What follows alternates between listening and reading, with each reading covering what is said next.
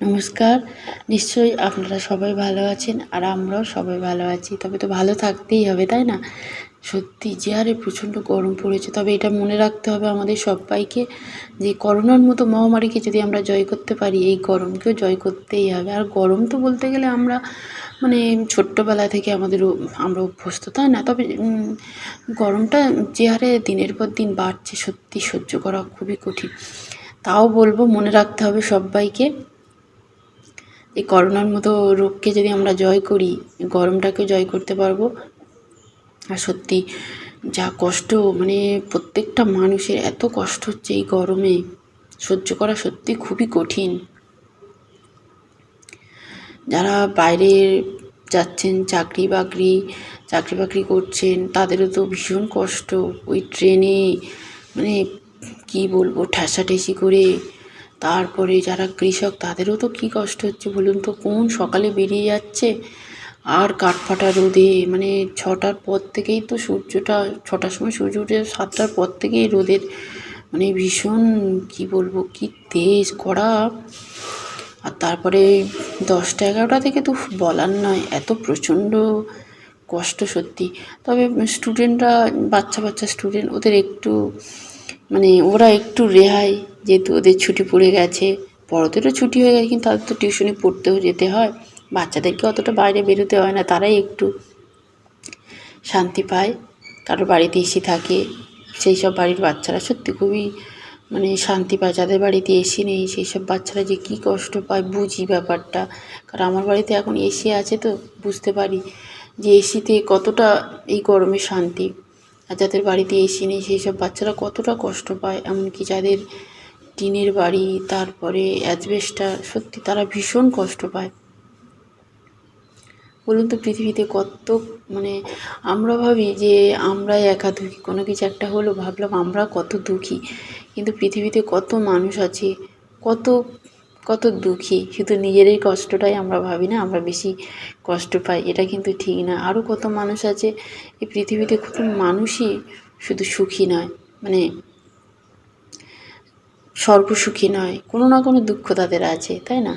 এই গরমে কত যারা গরিব, তাদের বাচ্চাদের কত কষ্ট হয়, তাই না বলুন? আমরা তো তবু রাত গেলে বা একটু রেস্ট নিতে পারি এসির তলায়, যাদের এসি আছে। আমার এই 8 বছর এসছে, এই 1 বছর, কিন্তু যাদের এসি নেই খুব কষ্ট পায়। তো যাই হোক, আমার এই গরমে কয়েকদিন বেশ কষ্টই হচ্ছিল। কয়েকদিন না ভিডিও আমি আপলোড করতে পারিনি, শ্যুট করিনি, তো ওই জন্য আপলোড করতে পারিনি। তো ভাবলাম না আর বেশি দিন রাখা যাবে না, আমার কাজে আমাকে ফিরতেই হবে। তো আজকে রাত থেকে মানে যেটুকু মানে কি বলবো, শেয়ার করতে পারবো সেইটুকুই আমি করলাম। আর সন্ধ্যের পর থেকে তো তেমন একটা কাজ থাকে না, এই খাওয়া দাওয়া, এই ব্যাপার, মেয়েকে পড়ানো, এইসব। তো ওর পড়ানো হয়ে গেছে। রান্না তো হাজব্যান্ড বললো একটু সয়াবিনের তরকারি করো, আর ভাত করতে হবে না। তাই বললাম না, দুটো ভাত করি। আর রাতে না রুটি খাওয়া যাচ্ছে না একদম, ভীষণ কষ্ট হচ্ছে। আর আমরা যেহেতু মানে আমাদের রুটি খাওয়া অভ্যাস নয়, শীতকালে তো বেশ রুটি খাচ্ছিলাম, খেতেও খুব ভালো লাগতো। আর হাজব্যান্ড তো এই গরম পড়লে না একদমই কম খায়, মানে বাচ্চাদের মতো হয়ে যায়। আর এসি এসেছে তো, আমাদের বাড়িতে এসি আছে 8 বছর থেকে, উনি একটু শান্তি পাচ্ছে। উনি এত কষ্ট পায় গরমে কী বলুন তো। সবাই কিন্তু আমরা সমান নয়, সবাই কিন্তু এই ভারতবর্ষে আমাদের জন্ম, এই সমস্ত ঋতুতে তো আমরা অভ্যস্ত, কিন্তু তার মধ্যে অনেক মানুষ আছে তাদের কারোর ইমিউনিটি পাওয়ার একরকম নয়, তো সবার সহ্য শক্তিও সমান নয়। সত্যি আমার হাজব্যান্ডের না গরমকাল পড়লে ওনার ভীষণ কষ্ট হয়, এত কষ্ট হয় না, উনি খাওয়া দাওয়াই কমিয়ে দেয় একদম, মানে বাচ্চাদের মতন। বাচ্চারা তো তবুও বাবা মা ভুলিয়ে বালিয়ে খাওয়ায়, কিন্তু আমার হাজব্যান্ড বললেও উনি আরও প্রচণ্ড রেগে যায়, একদম খাওয়া কমে গেছে। তো এই রাত্রে সয়াবিনের তরকারি করেছিলাম, একটু পেঁয়াজ রসুন দিইনি, সমস্ত মশলা দিয়ে। আর সেদিনে তরকারি করেছিলাম হলুদ একদম কম দিয়েছিলাম, লঙ্কা গুঁড়ো কম দিয়েছিলাম। তা আজকের একটু সামান্য একটু বেশি দিয়ে একটু করেছিলাম গ্রেভি টাইপের। আর কুমড়োটা দিয়েছি তো একটু গামাখা টাইপের হয়েছে। আর রাতে তো বেশি ভাত খাবে না, ওই জন্য একটু অল্পতেই হয়ে যায়। তো তরকারিটা ভালোই লেগেছিলো। হাজব্যান্ড তো ভাত খাবে না বলেছিল, কিন্তু অল্প একটু খেয়েছে। আর মেয়েও খেয়ে নিয়েছে, আর আমি সাথে শেষে খাচ্ছি। তো বাবুকে বললাম, বাবু এটাই পুরোটা শ্যুট করো।